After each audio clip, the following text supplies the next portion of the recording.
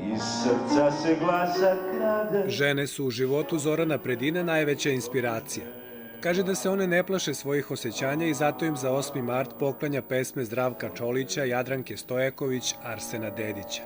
Ja sam bliži ženskom senzibilitetu. Ja zapravo sve stvari u životu, osim jedne, više volim raditi sa ženama. Ova jedna je igranje košarke. To je tematski datum.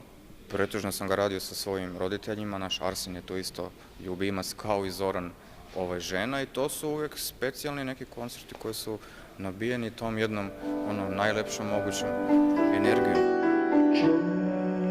Prigušeno svetlo i zvuk klavira budili su osjećanja i sećanja kod publike. Obrađuje baš taj odnos muškarca i žene, sviđa mi se. Sećanje na Arsena, obožavam ga i danas. I njegov raniji rada i obrade su mu dobre. Tako da me fascinira jedno i drugo. Pesme za koje Predin kaže da ih je često pevušio sam za sebe, ali i one koje je uradio sa grupom Mlačni Franz, publika će večeras moći da čuje i na Kolarcu.